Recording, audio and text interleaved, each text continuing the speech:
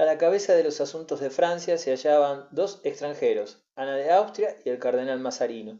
Luis XIII, al morir en 1643, había dejado un niño de 5 años, cuya madre, española, deshaciéndose inteligentemente del consejo que se le había nombrado para guiar sus pasos, había asumido la regencia y llamado a su marido morganático, italiano, para compartir sus cargas.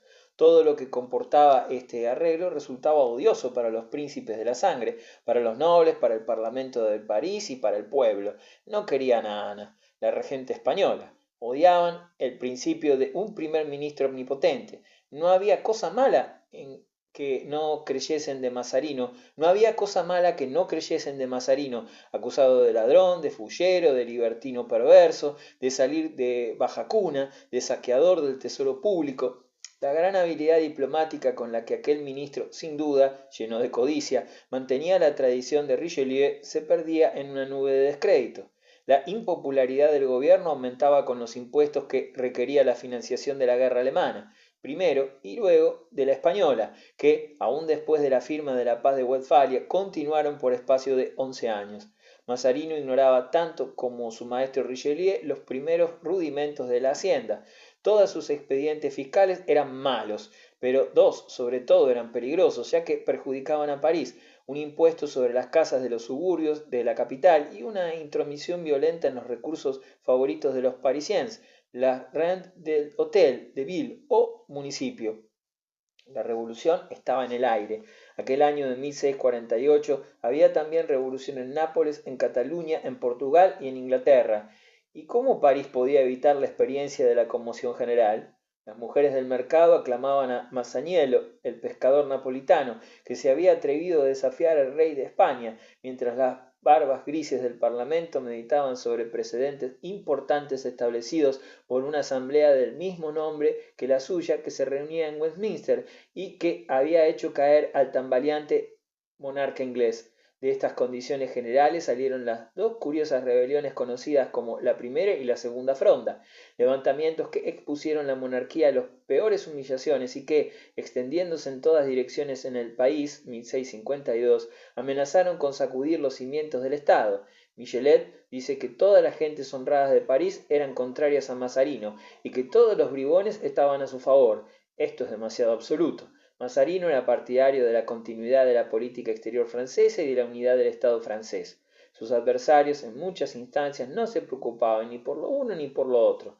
Lo cierto es, con todo, que en Francia sanas y serias preocupaciones por las reformas financieras o por los frenos constitucionales de la autocracia o por el problema de las condiciones en que vivía el pueblo existían en las filas de los frondeurs y particularmente entre los magistrados del Parlamento de París, que dirigieron la primera fronda y que le dieron una dignidad que el segundo levantamiento difícilmente podría pretender. Pero en la cualidad y en la trascendencia de sus motivos, lo mismo que en el carácter del organismo a través del cual se expresó este conjunto de valiosas ideas políticas, carecía singularmente de inspiración y de fuerza, si lo comparamos con la apasionada y culta inteligencia enriquecida y limitada a la vez por la emoción religiosa, que llevó a la victoria en Inglaterra la causa del Parlamento. Una revolución, si debe tener resultados duraderos, exige alguna preparación intelectual, pero en Francia no había existido ningún movimiento meditado para la reconstrucción de la monarquía sobre líneas constitucionales. Los estados generales que se habían reunido en 1614, después de una terrible manifestación de egoísmo aristocrático, se disolvieron sin tener ningún mensaje que dirigir al país.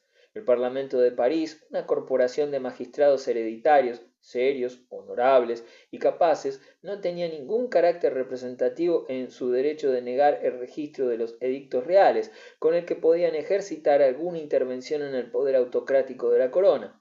Cuerpo privilegiado hablaba en nombre de la clase privilegiada y sólo en raras ocasiones, en breves periodos y por alguna accidental conjunción de circunstancias, se hacía eco de la voluntad general de Francia.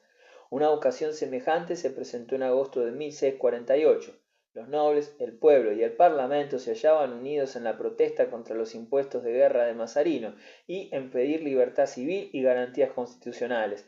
Tan exaltado era el sentimiento que cuando Mazarino encarceló a Broussel, el venerable campeón de las reclamaciones parlamentarias, 1200 barricadas surgieron en París, cayendo el gobierno de rodillas. Con todo, incluso cuando las aspiraciones constitucionales quedaron claramente definidas, sintiéndose ardientemente fuera del Parlamento en la primera fronda, no hubo interés sostenido por la reforma, ni se intentó organizadamente asegurarla. El caudillo de la multitud parisiana, Paul de Gondi, era un conspirador nato, que pescaba en las aguas revolucionarias, aspirando a un capelo de cardenal.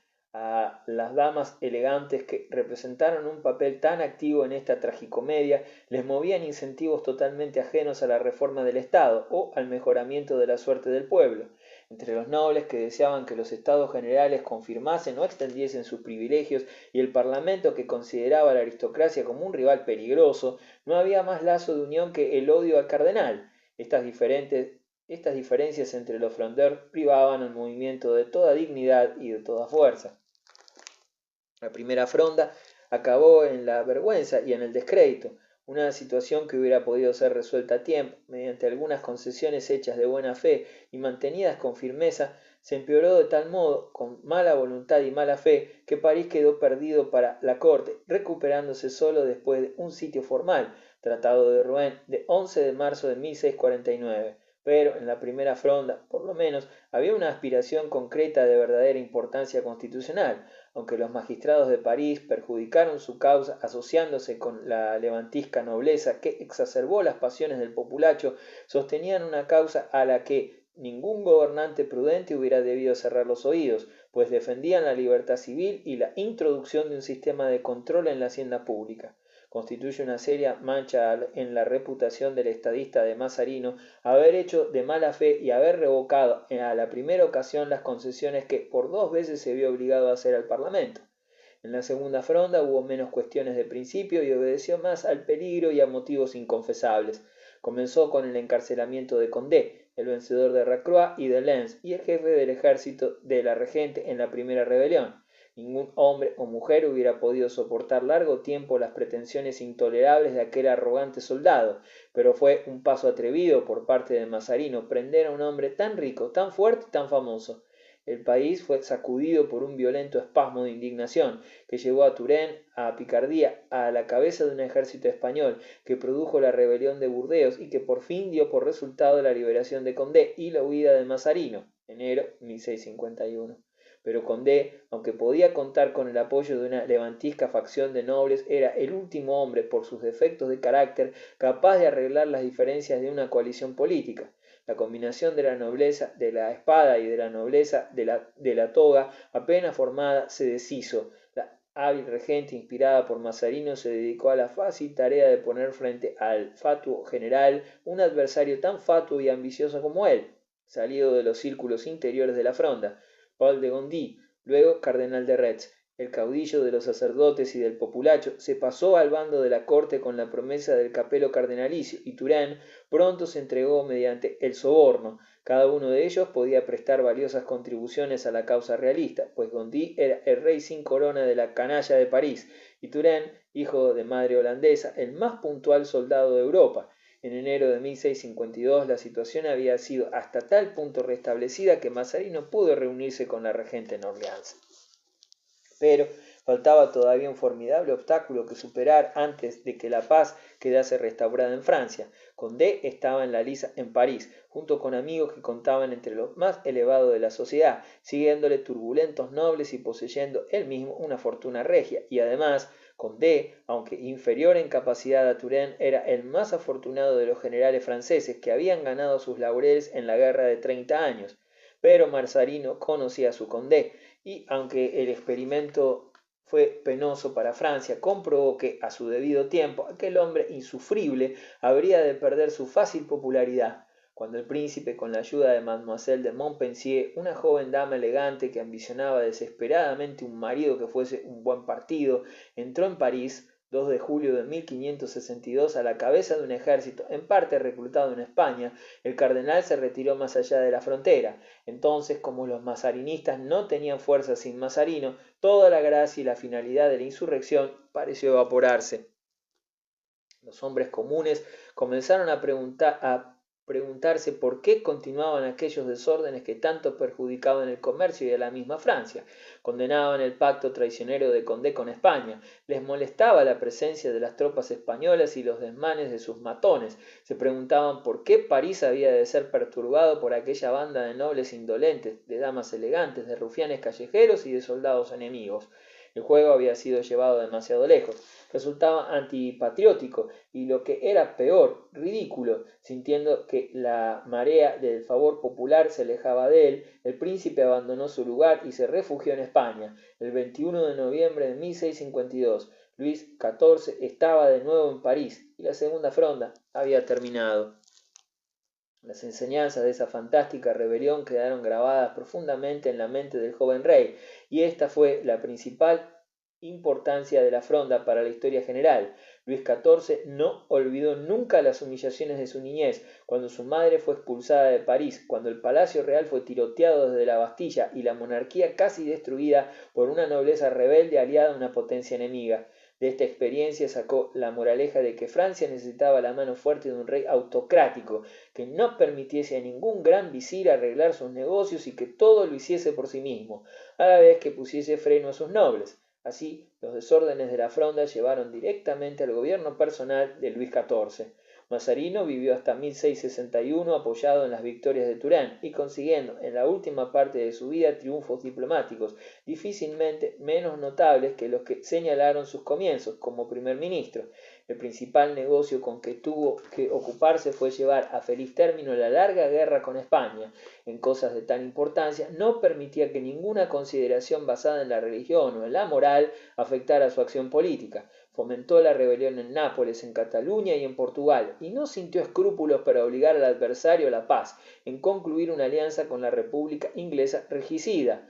La paz de los Pirineos, noviembre 1639, que casi siguió a los éxitos anglo-franceses en Flandes, perfeccionó la seguridad territorial de Francia. Cataluña, naturalmente, fue abandonada a España, pero no antes de que hubieran mostrado una obstinada decisión de romper su precipitada federación con Francia. Pero otras conquistas hechas a expensas de España, el Rosellón y la Cerdeña en el sur, parte del Artois y una línea de ciudades en la frontera nordeste, en Flandes y en Hainaut y en Luxemburgo, quedaron para Francia en aquel convenio. El único inconveniente de aquella paz, tan bien recibida, fue, desde el punto de vista francés, que los ingleses quedasen instalados en Dunkerque.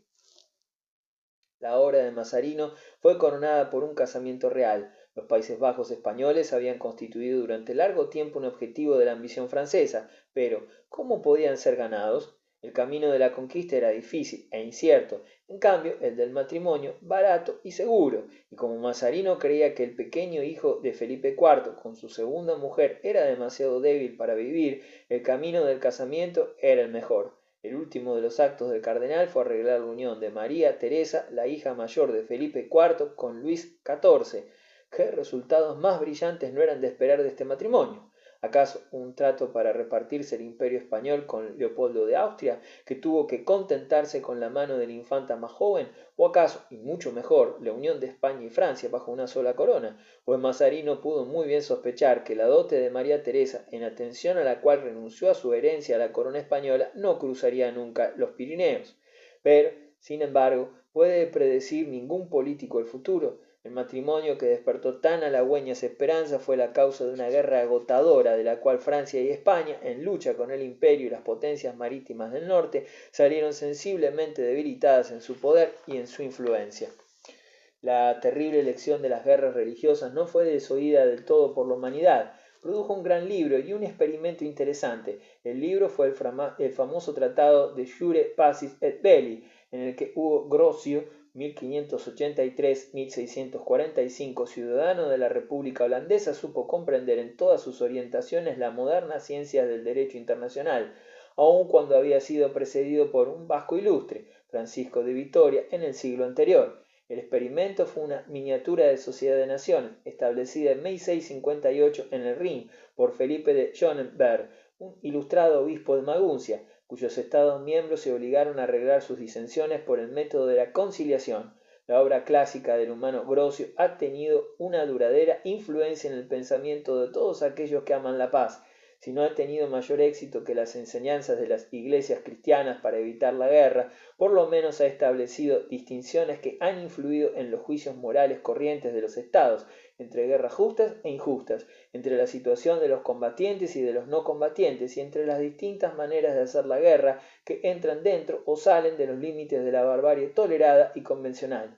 Todavía menor fue el éxito de la Federación Renana. Al admitir a Francia en su unión, los renanos transformaron una sociedad pacífica en una confederación teñida por los colores de los objetivos de un estado militar y agresivo.